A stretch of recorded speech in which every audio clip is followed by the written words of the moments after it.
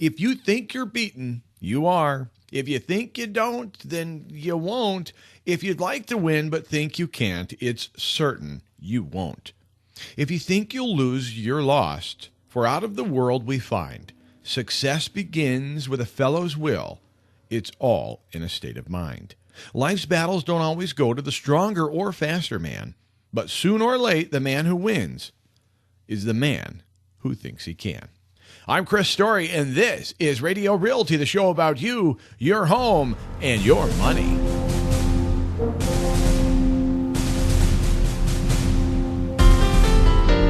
We, the people of the United States, in order to form a more perfect union, establish justice, ensure domestic tranquility, provide for the common defense, promote the general welfare, and secure the blessings of liberty to ourselves and our posterity, do ordain and establish this Constitution for the United States of America. On the program today, we'll be looking at the year so far in real estate from Anchorage down to the tip of the southern peninsula known as Homer. We'll be talking with Stephen Gist with Alaska USA Mortgage Company. Are you ready to assume a loan? Should you assume a loan? When do we go back to assumable loans? What are today's rates and more? Plus, I've got horror stories from around America from realtors and a lot more. AJ's Old Town Steakhouse Real Trivia. You could win a free dinner at AJ's in Old Town Homer. I'm Chris Story along with David Webb. More to come here on Radio Realty. Stick around.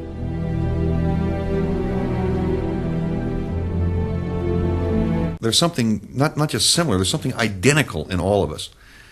We all had an idea, a dream that we wanted to make real, and we all stuck with it till it was. And although we're in all sorts of different fields, I mean, like two of my friends in the academy, Marv Minsky, at the head of the Artificial Intelligence Lab at MIT, and Susan Butcher, that crazy gal who takes sled dogs all the way across Alaska. They're both dear friends. That's about as different. I mean, and Tom Clancy, the writer. That's three people about as different as people can be, and yet we're all the same. What unifies us is this image that we have of the way we want our lives to be, and the fact that we were unwilling to give up on that dream.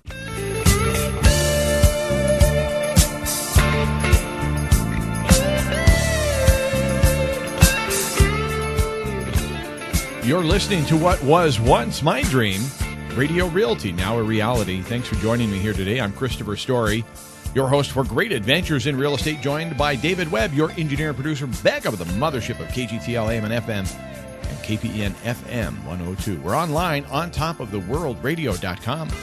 On topoftheworldradio.com, you can always send me a message for either program from there. And I do want to make a program note that as of Tuesday afternoon, Tuesday's On Top of the World radio segment was available two different forms.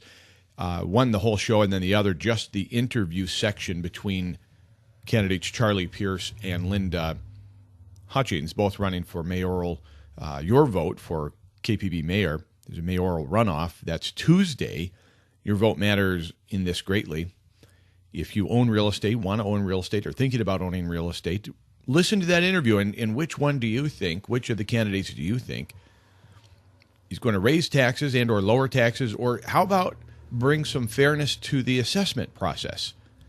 That seemed to be the biggest issue that came to my mind. Is I want fairness. I was talking to another real estate broker, long time, 30-plus year real estate broker here in the area yesterday, and we were lamenting that we want fair, not reduced, not less than what's fair. We just want simply fair taxes on our real estate, on our properties, on your real estate, in your properties.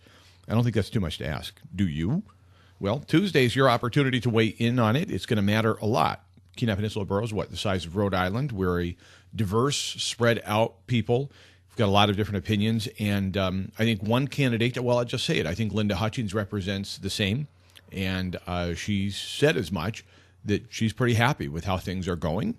Lifelong friend of Mike Navarre, appears to be an extension of the Navarre administration. And then Charlie Pierce wants to, in his words, take a look at some stuff and does feel that there's value in pumping more oil through the pipeline. Not that it's in the control or bailiwick of the borough mayor to affect that change, but it's an ideological opinion and or maybe more experience with gas and oil on his side of the aisle. But either which way, you have a couple of good candidates there to choose from on Tuesday. Hope you'll vote and participate in the process. I want to thank Horizon Satellite and Horizon Wireless. In fact, I've been talking with them, and for a property that Tiffany and I are going to be acquiring here pretty soon, we're having them go take a look at wireless capabilities, and we set up an appointment. I just want to reiterate, not just because they are a sponsor of this program, but the professionalism when you call 226-3130, 226-3130. I've been dealing with Evan. Leaf and I are going to be meeting up soon. I mean, you're dealing with real people. They're awesome. They're great people. Horizon Satellite, Horizon Wireless, and doing a great job. Looking forward to doing another bit of business with them. David Schumacher said something I want to talk to you about. He said, he's a doctor, by the way, Dr. David T. Schumacher said, great real estate deals are not found. They are made. And that is so true. That is, I mean, it's the reality of the situation that a good deal can be found.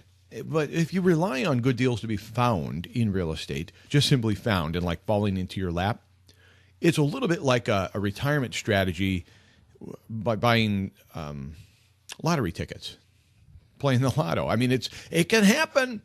I mean, and I think your odds are better of finding a good real estate deal than they are of winning the lottery. But my point is, you have to make deals. And then, well, it's David Schumacher's point. You make good deals. You make real estate deals. And that's one of the things I love about real estate is that there can be deals made. You have so much latitude and flexibility. I do want to send out just a proviso. If you're in the process of buying, it's so important while you're making that good deal, and this is based on real life experience, as you're making that real estate deal, be sure to talk to your partners all the way through it. Keep open lines of communication with your realtor, with your appraiser, if you have any contact with your appraiser, but your lender for certain, and inspectors, contractors, anybody that's involved. Your insurance company, as open a line as you possibly can, because the slightest little thing whilst you're making this deal come together can affect you in an adverse way and have a deleterious impact on the entire transaction. So it's important, and I say that not just as a way of promoting you should work with a professional realtor, but you should. But it's true. There are so many moving parts, and we're constantly reminded every day, whilst we make these deals come together, there's a lot of things up in the air, and it just takes one to drop and create a massive delay or cost you money. So as you're creating and building these deals, these real estate deals and investments, just keep that in mind. And be diligent and open communication. Open communication. That's why you're working with me, right? Or whomever you're working with, because we trust each other. In fact, I got a call. I wasn't going to go here, but I will. Just a moment from now, we'll be talking about our AJ's Old Town Steakhouse real trivia question. But I got a call from somebody out of state. And, this is awkward. Should I tell this story? Yeah, okay. All right, I will. All right.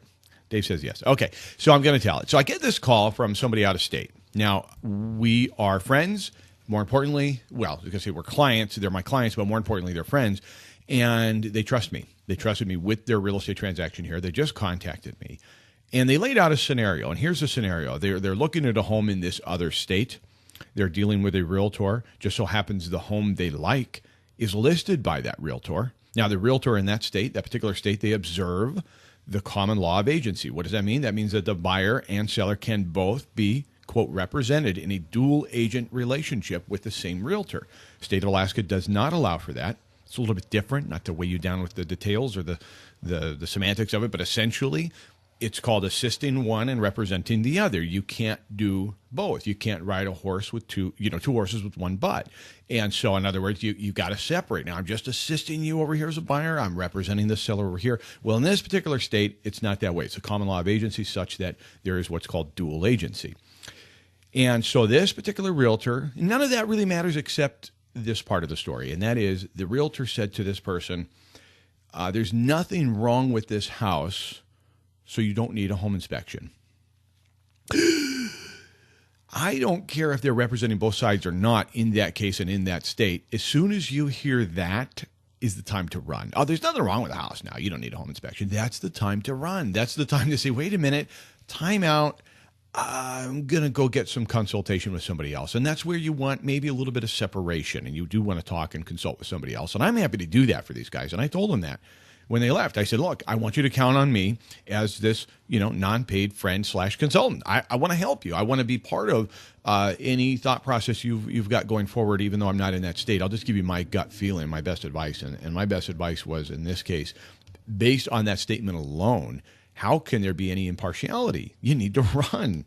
In a moment, we'll be talking with Stephen Gist. We're going to run towards the money with Stephen Gist at Alaska USA Mortgage Company for our Mortgage Moment. Time now for Real Trivia, brought to you by AJ's Old Town Steakhouse and Tavern in Old Town Homer. Tiffany and I had an incredible, I'm not even puffing here. This was an incredible evening. The other night, it was Saturday night. We went to AJ's Old Town Steakhouse. I had an incredible Caesar salad. I'm talking about zesty. I'm talking about zing. I'm talking about everything you want a Caesar to have. And scallops, grilled scallops, done perfectly. You can screw up a scallop in a heartbeat. In a hot second, you can mess up a scallop. These were perfect. Tiffany had the same thing. I paired mine with a delicious frozen on the top vodka martini. It was so perfect. The entire night literally was perfect. We saw good friends. Just had a great time. I'm telling you, something about AJ's ambiance is such that there was a ton of people. I'm glad I made a reservation, but there was a ton of people, but we felt so private at our own little table, and it's just fantastic. You will not regret it. Lindy Ann on the piano. I want to say this. It was a magical experience. It really was. It was the best dinner. You deserve a night out on the town. Make it AJ's Old Town Steakhouse at 235-9949. Grab a reservation, 235-9949. Here's your question to go for free. Would you rather pay in the state of Alaska an income tax or a transfer tax on real estate? 299-7653. At 299-7653, text in your name and answer. Would you rather pay an income tax in Alaska or a real estate transfer tax? We'll talk about that and more coming up with Stephen Gist from Alaska USA on our Mortgage Moment here on Radio Realty. I'm Chris Story, and you're listening to Radio Realty, the greatest show on earth, according to my mom. It's time now for Mortgage Moment, brought to you by Alaska USA Mortgage Company. You can reach Stephen Gist at 226-8815 or go online, StephenGist.com. That's G-I-S-T, StephenGist.com. Stephen, what are the rates doing today? Are they dropping down to the floor? Are we up over 7? Are we at 8%? How bad is it? We are still hovering, for our conventional loans, just over 4%. We're at 4.102 today. 15 years are just below 3.42. And HFC rates just continue to kind of float around where they've been as well. So the 15-year, now, when you go to apply for a 15-year mortgage, it's a different process a little bit, isn't it, Stephen? Because, yes, you get to grab that 3.4% interest rate today, but at the same time, your payment's going to be higher by virtue of 50% of the amortization. So you're going to be at a higher payment, and that factors into your ratios. So just because you qualify at a 30-year doesn't necessarily mean you're going to qualify for a 15. Am I even portraying that accurately at all? Oh, no, yeah, no, that is correct. So, let's say you have a loan amount of $250. So, with today's rates, your principal and interest payment would be about, just under $1,200. If you went with a 15-year, that would be just under $1,800. So it would add quite a bit to your payment. Yeah, and just a matter of qualifying for it at that point. Right. Okay. Got it. Now, while we're on the subject, and this is a little bit of skew of what I hope to talk about, but we'll get to the assumptions in a minute. But I want to make an assumption here, and that is that I can go for the 30-year and then still double up on my payment, or do spread my payment at every 2 weeks. Kind of tell us what we could do with a 30-year mortgage to still pay it off maybe in 15 or 20. Yeah, no, that's an awesome question. I talk about that quite a bit, especially we talk about it with purchases, but with refis as well. Because a lot of times a refi, when people come in to refinance, they're just they're looking into 15-year loans anyway. But I think people are going to refi, and purchasers fall in two camps. So one is they see that 15-year and they're like, you know what?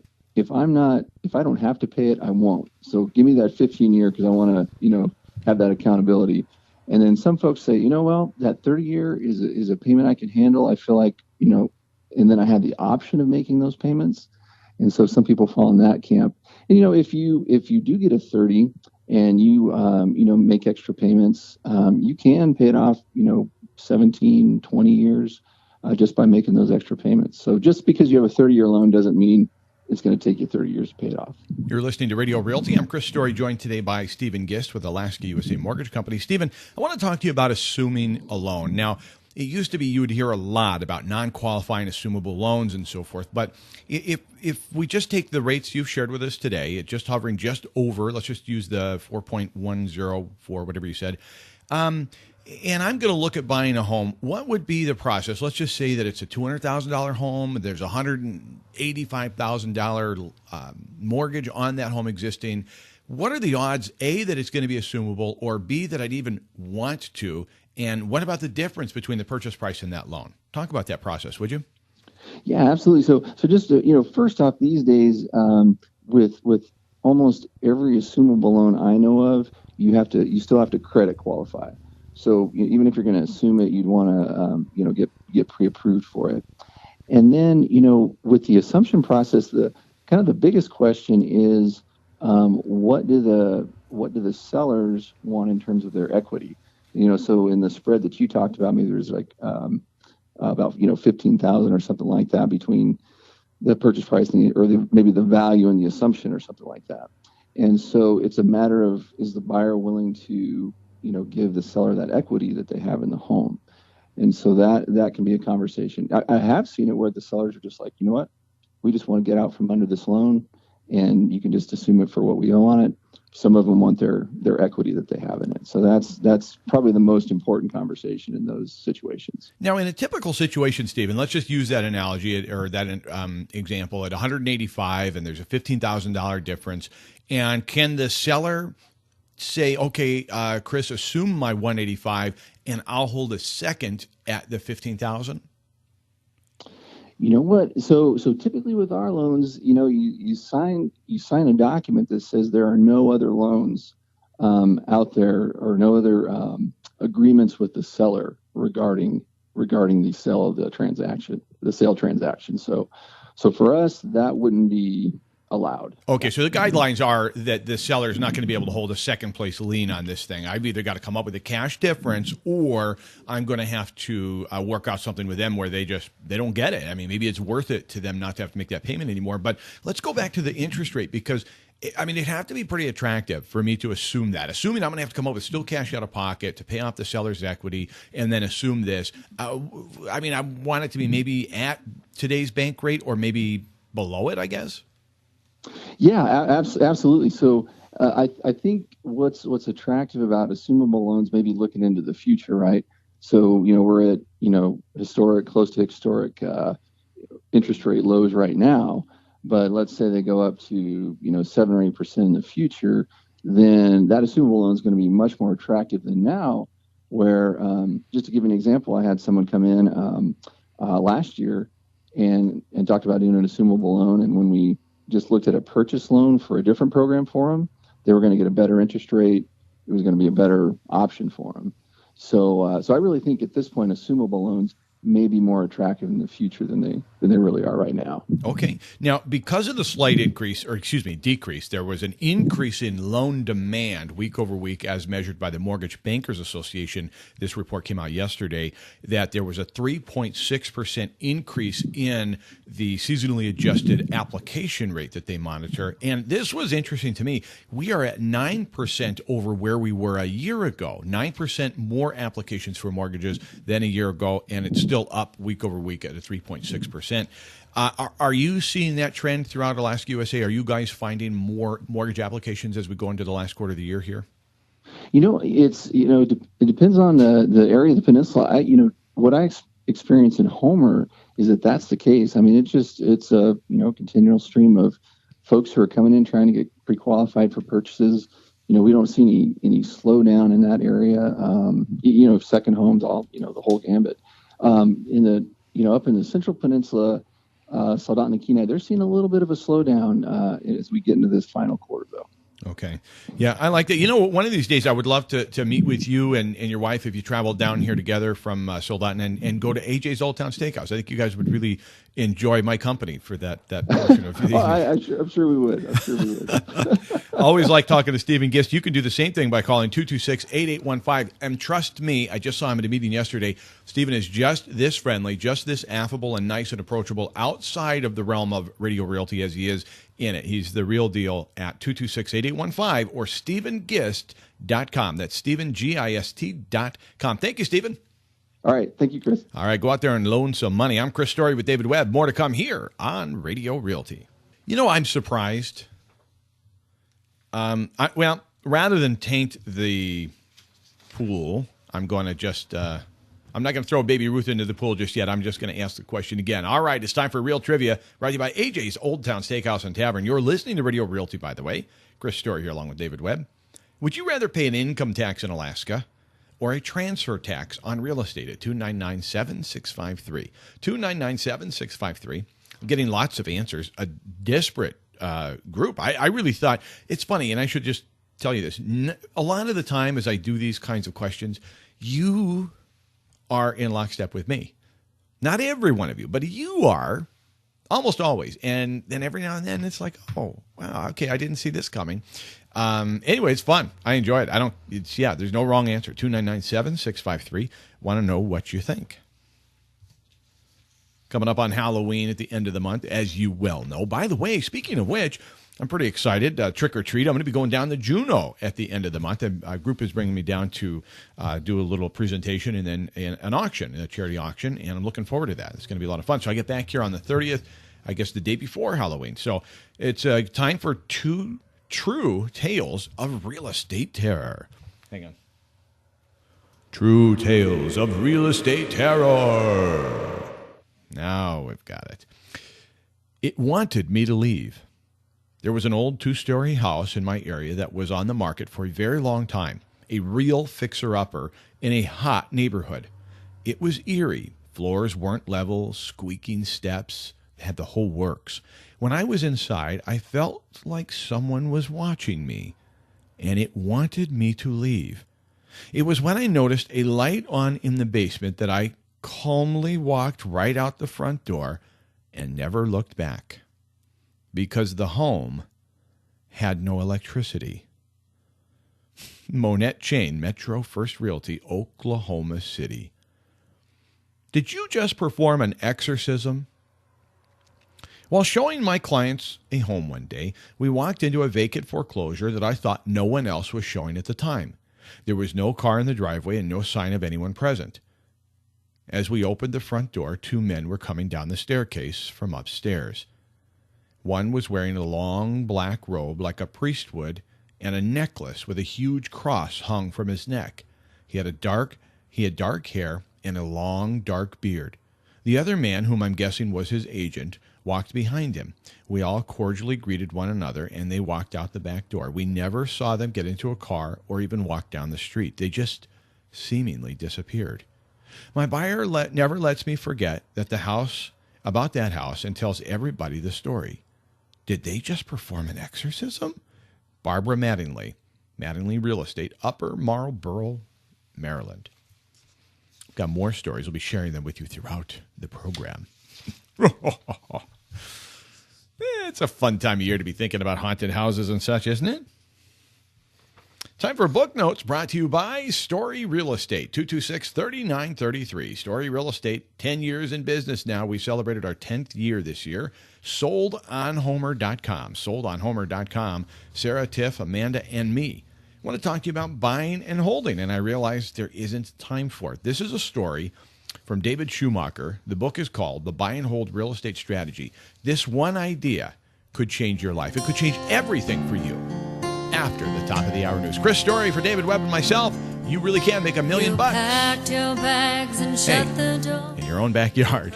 We'll be back with more after the news. Stick around. You didn't know just what would happen to ya. Stepped in the dirt, boots on the ground, and gunfire was the only sound. And to yourself you whispered hallelujah.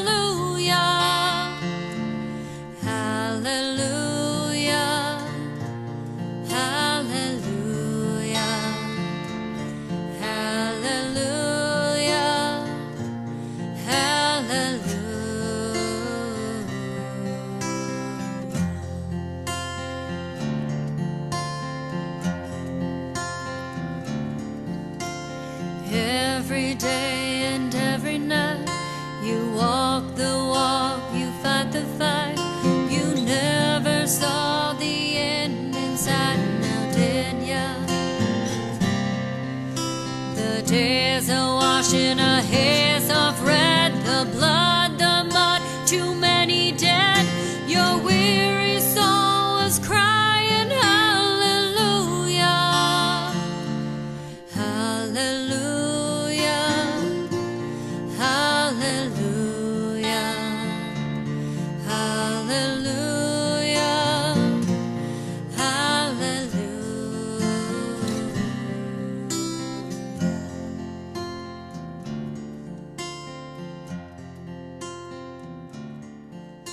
Too late to help you hear us. The Tale of Two Towns. One day a man was moving to a new town. At the outskirts, he stopped for gas. The old attendant ambled over to his car. The man rolled down his window and said, "Fill it up, please." As the gas was being pumped, he asked the attendant, "Say, what kind of people live here anyway?" The old man thought for a moment. He said, "Well, sir, what are the people like where you come from?" Without hesitation, the man replied, "Oh, they're the worst. Just awful people, sour and spiteful." With a tone of sadness, the old man replied, I think you'll find the people here to be just the same." The man paid for his gas and drove off. A little while later, a newlywed couple pulled up to the gas pump. As their tank was being filled, the man said, "My bride and I are just moving to town. Can you tell me about the people that live here?" The old man smiled and said, "Well, what kind of people lived in your old town?" "Oh, wonderful and generous people. The kind of folks that would give you the shirt off their backs. Simply the best." With smiling eyes, the old gas attendant said, "Young man, I can assure you, you'll find the people here to be just the same." This story's been told in so many ways by so many people for a long time. It's not my story. Really, it's our story. In Homer, Alaska, like anywhere in this wide world, you'll find what you're looking for. For several years now, I've had the honor of being an auctioneer at fundraisers for nonprofits, charities, and medical debt relief events. The people of Homer are incredibly generous, kind, and giving.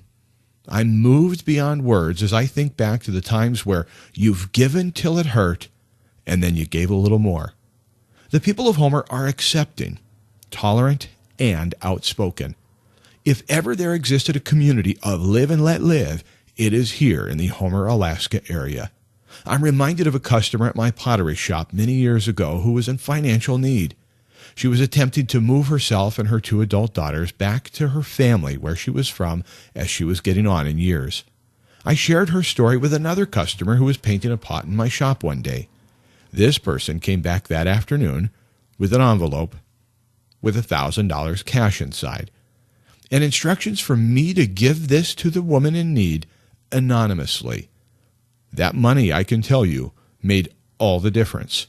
There are 1,000 more stories just like this one that can be shared, and I hope they will be. Stories of starting over or establishing a new business and seeing your community rally around you. Which tale of our town will you tell? I'm humbled to live in this community. I'm honored to have you as my neighbor.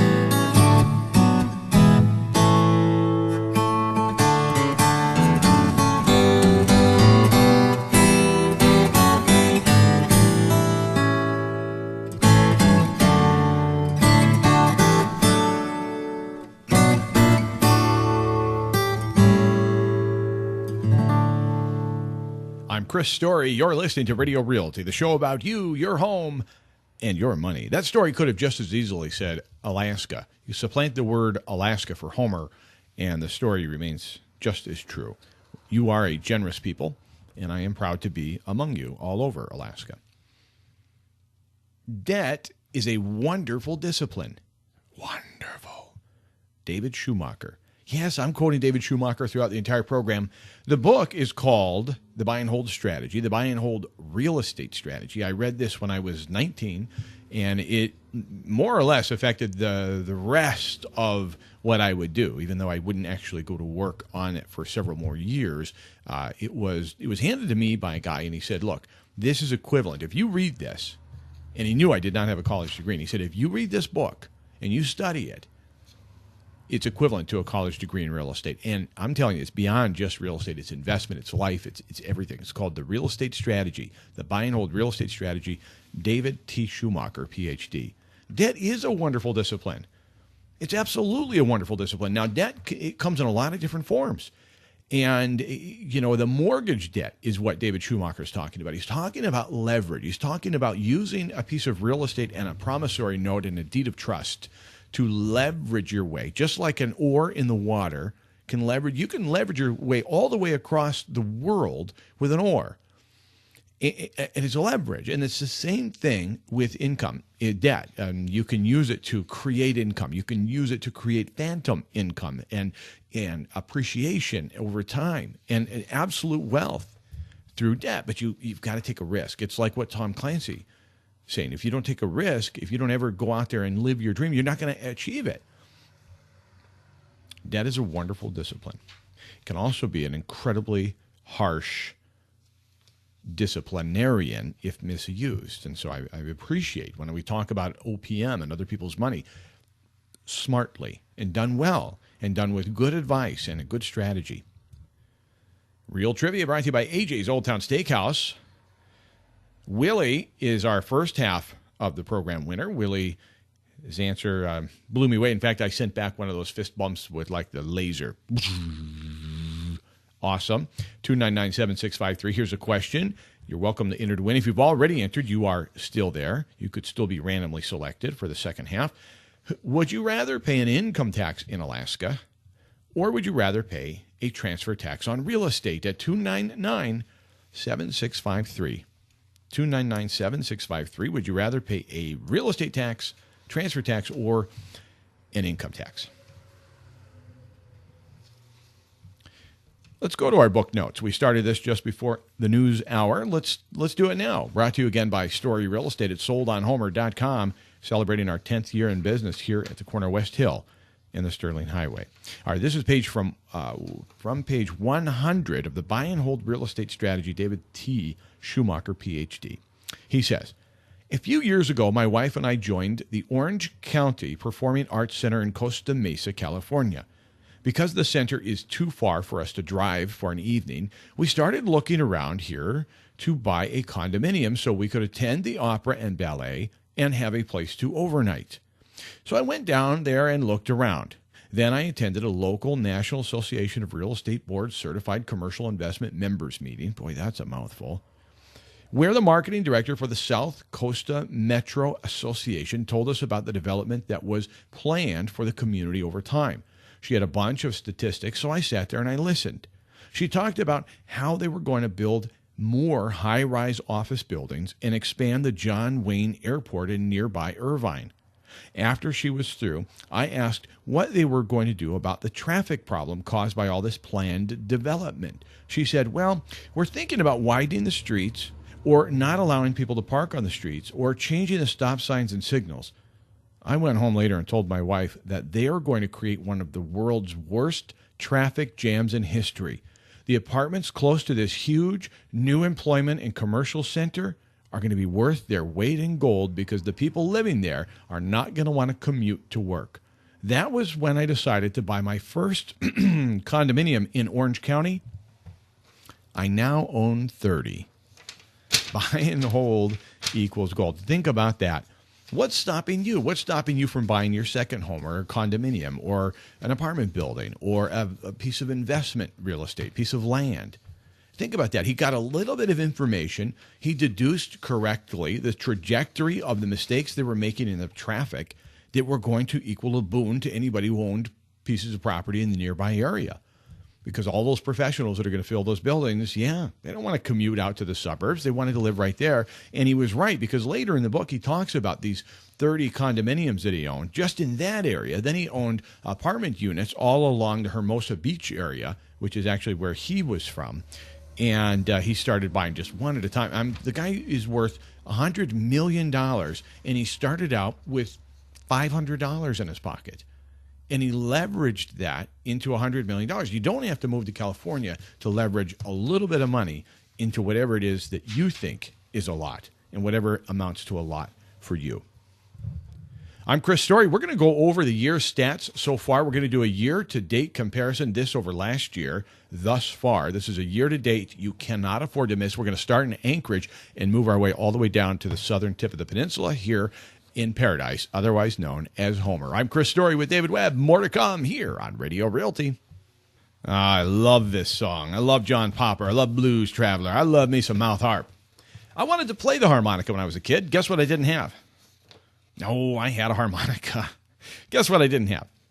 No, I had parents that would have insisted. Okay, no, I didn't have any sense of music. Thanks, Dave. That hurts. I didn't have any discipline. I didn't discipline myself. It's one of those things that nobody's going to force you to learn how to play the harmonica. I mean, that's not something, I think you're just drawn to it. I don't know why, but I loved the harmonica and I wanted to play. But you know what? I didn't want to play bad enough because I didn't make myself do it. That sounds awful whiny. I'm not trying to whine. Yeah, so mom and dad didn't make me. How many times have you said that? I wish my mom and dad had made me become a concert pianist, right? Thanks a lot, Mom. What would Warren do?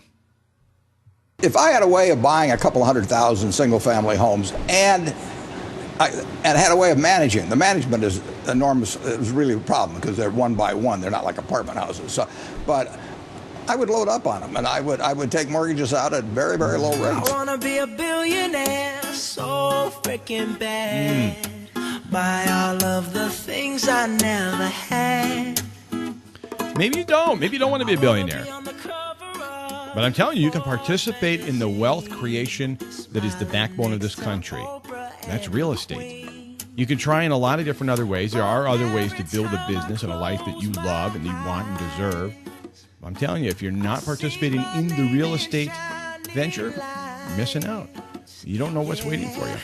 A different city every night. Oh, I swear the world better prepare for when I'm a billionaire. Well, there's an awful lot going on around the state. Let's dip into it. Let's figure out what is happening. We'll start in the Metroplex of Alaska, which is Anchorage, Alaska, a.k.a. Carjack City. What is going on?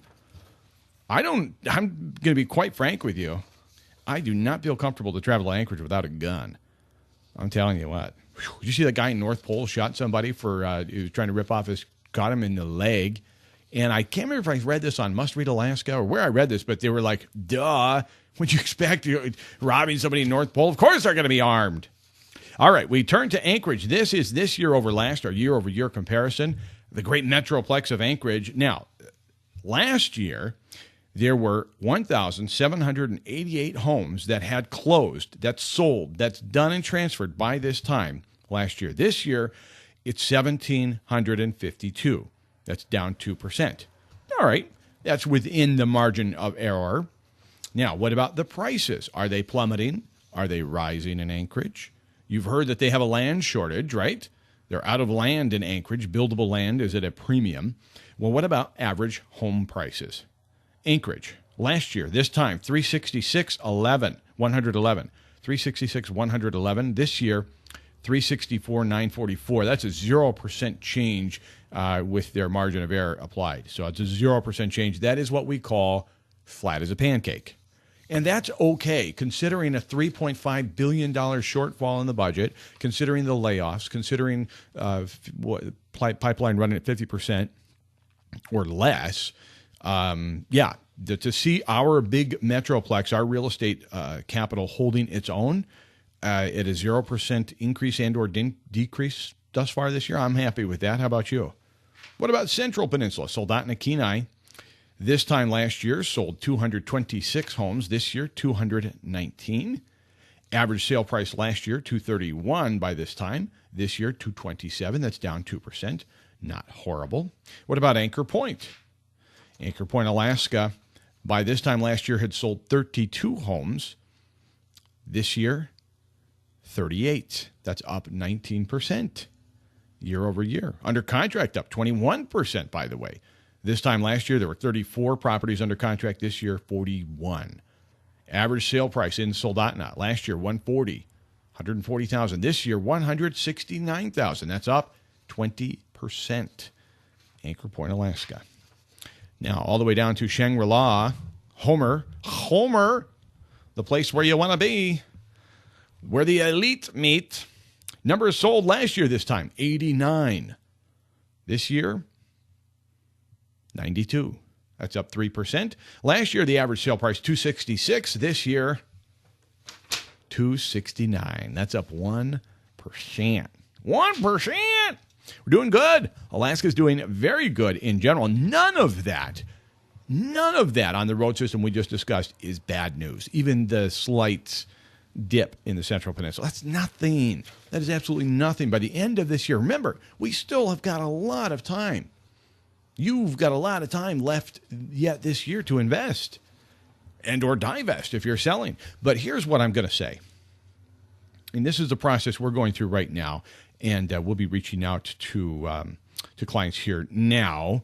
And in fact, we're going to be putting out our last quarter of the year market update. If you'd like to get a copy of it, text me your email address and just say market update or something like that, and I'll know, and I'll add you to our list. It only comes out 3 or 4 times a year. It's not like a big deal. We're not going to spam you. But so now's a good time to adjust. If you're happy with where you're at, if you say, hey, I don't want to sell this property unless I net this, then hold. But if you've got some fluff, some nutter fluff built into this thing, now's a good time to take a sharp knife and maybe start cutting and whittling that down. Not maybe to the bone, but real close to it. Oh, this study was done here recently by Real Estate Daily News, and I thought this was pretty interesting. The following words were found to have a positive impact on selling and a higher price, according to CoreLogic researchers. Listen to this. Pane windows. I'm not suggesting this is accurate. I'm just suggesting out of the more than 1 million single-family transactions were analyzed, this is what came back as the top getters. Pane windows, new construction, remodeled kitchen, single level, outdoor living, exterior paint, fully fenced, RV parking. Now that I have an RV, I get that. Didn't get that before. In the kitchen, granite range oven. Range and oven. Come on, are you kidding me? House floor. Has a roof. What? Updated kitchen, quiet street, interior paint, light, bright, hardwood floors, award-winning. Well, okay, I can see that. If you've got I once sold a property, had an award-winning garden. It really did. We did, we shouted that from the rooftop. Gas fireplace, natural light, full trees, new paint, stainless appliances, gas range. I shared this with you, not so much from a standpoint of marketing, but as to what you should or want to think about putting into your home. If granite still is the rage, maybe think about it. But I think what's missing from this, and I'm going to go through the list one more time.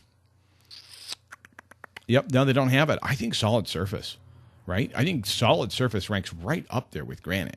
But do you agree? I mean, I'd like actually to text me. What do you think? Would you rather have a granite countertop or a solid surface? And when I say solid surface, I mean the Corian, the real deal stuff, the extruded material that takes an expert to install. What do you think? What would you rather have, granite or Corian, or the solid surface? Anyway, fruit trees, new paint, all this kind of stuff. But it's one of those things that we start thinking about what to remodel or what to do to our properties. Think in terms of where people are getting the most attention. What do they think? Airbnb is getting a lot of attention. I like the style of Airbnb. I like the idea of Airbnb. There's HomeAway.com. There's several different travel places where you can book directly with an owner. You can directly rent your own house, typically, but also sometimes it's just a room in somebody's home. Well, a lot of places are cracking down, New York City being one of them, such that Airbnb now intends to build their own apartment building. In fact, they're going to build a 324 unit apartment building near Walt Disney in Kissimmee, Florida. So isn't it interesting? It's sort of like the dog eating the tail? No, the tail eating the dog. I thought Airbnb was there for you. I thought it was like democratization of the hotelier's world, and suddenly they're getting into the hotelier business. So it's interesting. It's a little bit like a conversation I had with Chris Huff with Stewart Title of Alaska and Kachemak Bay Title of Homer, Stewart Title of the Peninsula, and the Kachemak Bay Title in Homer. We're talking about Bitcoins, and so I'm gonna share that with you in just a minute, because Bitcoin real estate transactions are the hottest trend, one of the hottest trends. And so I had a question for Chris. Anyway, we got to talking about it, and it's the less about where the technology is really at, where the opportunity exists is in what Bitcoin created behind the scenes, the backroom stuff that is allowing these kind of transfers to take place, as opposed to this alternative currency. And it just struck me that that's similar to maybe Uber going with self-driving cars. Right? Uber was all about democratizing the cab industry and the business, and suddenly, but really, the CEO and the founder, the guy leading the movement with Uber, really just wants to see you off the road and self-driving cars. That's his stated mission. And now Airbnb is actually going into the structure business, no longer just facilitating you and me doing business together. I just think these are things that we should watch out for and be careful of. But so I read this article that this new hottest trend is the Bitcoin real estate transaction. So I called up Chris and said, okay, let's just say I write an offer, bring it to Kachemak Bay Title. My buyer is going to be paying in Bitcoin. What do we do? And he said, well, they can't. It's just not lawful to actually conduct a transaction where Bitcoin is the currency. You have good funds, proof of good funds. This is a law. There's federal statutes or state statutes. There's laws pertaining to the actual transfer of money through a trust account. It cannot be anything other than U.S. currency. It has to be U.S. dollars. So what you do, or what you can do, a couple of ways to handle it. If you're going to buy a home through Bitcoin, then you know what? I'll answer that. Let's talk about this. We got to take a quick time out. When we come back, I'm going to tell you how exactly you can use Bitcoins to purchase real estate in your own backyard here on Radio Realty. All right, so Willie was our first winner from the first half hour, and here was his answer to the question. By the way, I'll repeat the question. It was, would you in Alaska rather pay an income tax or a transfer tax on real estate? And Willie got the big old fist bump with a laser behind it, and he said, neither tax is needed. No, no, no, 100 times no. I like that. That was a little bit of a subtle in-between-the-lines answer. Let's see here. We've got another one. Transfer tax, not sure. Depends on the percentage of the price of the home. Okay. Let's see here. Transfer tax. Neither, but definitely not an income tax, says Tracy. I tighten my belt every year already enough. How about the government start doing the same? Real estate tax, I go to work daily, but only bought a property once so far.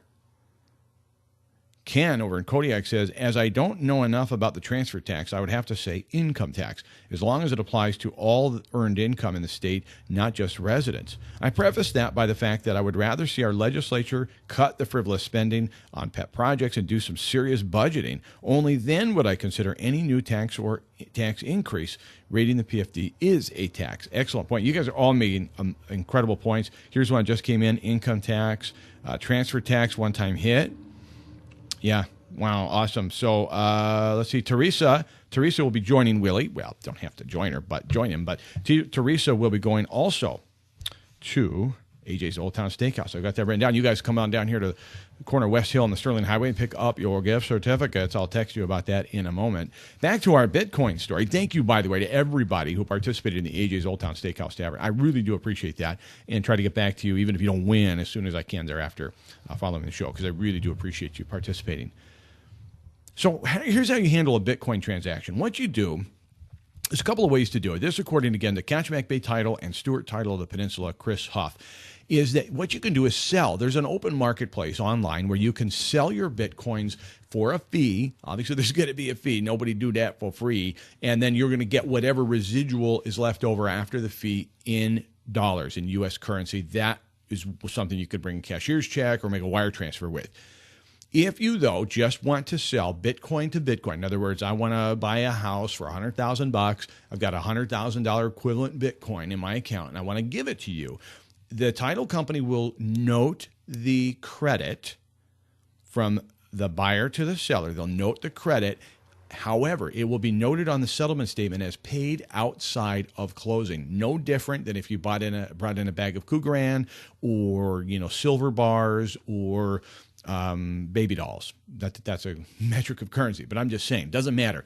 If it's something other than U.S. currency, they cannot touch it. It cannot transfer through the title company's hands. This is ubiquitous. This isn't just Stewart Title of the Peninsula. This is just the reality of the laws of our country. So what happens is you can do it as a paid outside of closing, but then any fees associated with the transaction must be paid then in U.S. currency. No Hong Kong dollars, no pesos, no euro. It's got to be U.S. currency to pay the fees, taxes, and everything else. So, but the Bitcoin can be used as a currency between buyer and seller, but it will be noted as paid outside of closing, and that transfer of those monies through Bitcoin, however you do it, is going to be outside of the title company. You can still get title insurance. You can still get all the protections of going through a title company. You're just not going to be able to handle the transfer of this Bitcoin. So, and Dave brought up a good point that I should say for anybody in Nikiski. No, Bitcoin is not something that has been bit. It's not a gold coin that you bite to prove that it's real. Now, Dave, why'd you make me do that? I love my friends in Nikiski. I had a great time, by the way, up at the Kenai Peninsula Association of Realtors last week. That's where I was Thursday, speaking to that great, incredible group of people. And I couldn't help myself. I made a Nikiski comment, and there was a couple of people there from Nikiski, and God love them. They raised their fist at me, but then we all smiled and laughed, and I had somebody walk me to the car afterwards. But anyway, love those people up there. Yeah, my tires were flat. And all the meth was gone from my car. I'm kidding. I don't have any meth. I'm kidding. Jeez. See what you started, Dave? Thanks a lot.